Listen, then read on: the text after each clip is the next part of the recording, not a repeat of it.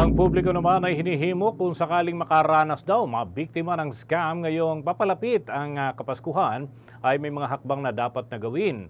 Ito naman si Undersecretary Paraiso ng komisyon para ho sa ating sa telecommunications at iba pa ay tiwala sa pagpapaigting ng pagtutulungan ng mga otoridad at ng publiko at iba pang mga sangay ng pamahalaan laban dito sa mga insidente ng pang-i-scam ng ilang individual. Alamin natin ang mga update mula kay Bombo Grant Hilario.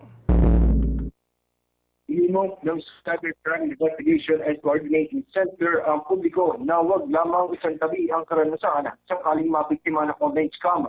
Sa payag mismo ni Undersecretary Renato Aboy Paraiso, Executive Director ng ahensya, kanyang hinikayat ang mga Pilipino na itong isumbong sa kanilang tanggapan kung saan bukas niya ay talagang hotline number na 1326 para sa publiko sa oras na sila ay mabiktima ng scam o di kaya ay makapansin ng kahinainan ng bagay. Ngunit aminan siyang kinakailangan pa nila itong mas pagbutihin sapagkat kakaunti lamang raw ang nagre-report ng insidente. Ani ay ang ilan daw kasi ay di ganun katiwala na mareresolba pa ano walang pera o ang naranasang scamming sa online. Kaya naman ibinagi ng natrop na importante ang trust mechanism ng hotline na siyang layon makapagbigay ng kadyak na feedback sa loob lamang ng 24 na oras. Ating pakinggan si Undersecretary Renato Aboy Paraiso, ang Executive Director ng Cybercrime Investigation and Coordinating Center. When you have that reporting mechanism, you have to build trust.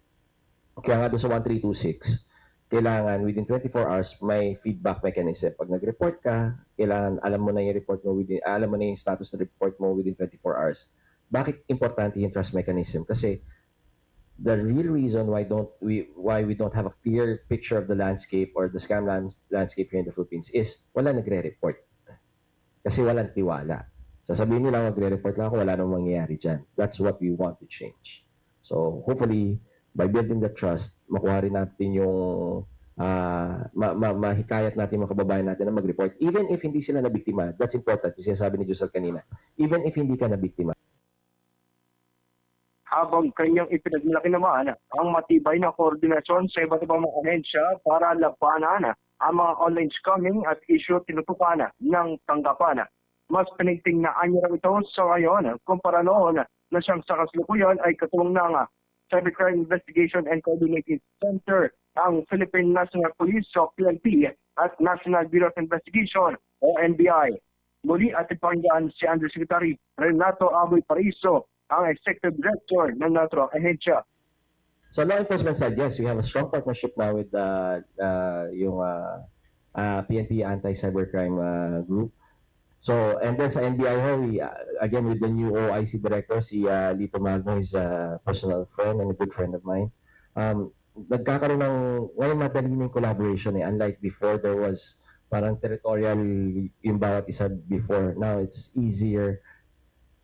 In fact, meron na kaming designated PNP personnel here in CICC. So, mas mabilis na. So, again, in terms of law enforcement, I think mas fluent na yung coordination, mas open na lahat that we have the same.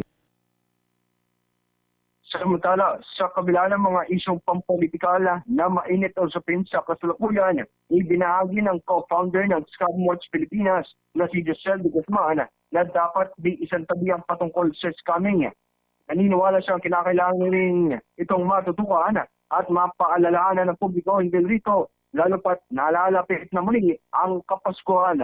Narito naman ating pakinggan si ang co-founder ng Scamwatch Pilipinas na si Josel de Guzman.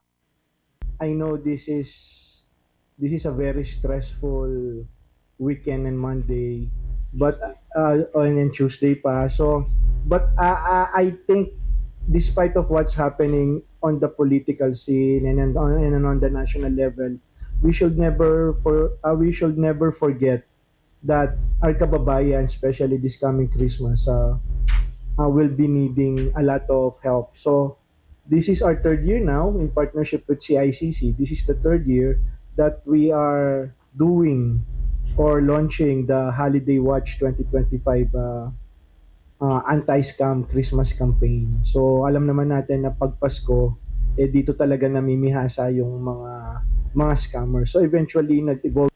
Nag-uulat mula Quezon City. Ito si Bombo Gran Hilario. As this is Bombo Radio Philippines, the number one and most trusted source of news and information. Best Radio, Bombo. For the most trusted source of news and information, visit our website at www.bomboradio.com. Follow us on Bombo Radio mobile app, Facebook, YouTube, TikTok, and X, formerly Twitter.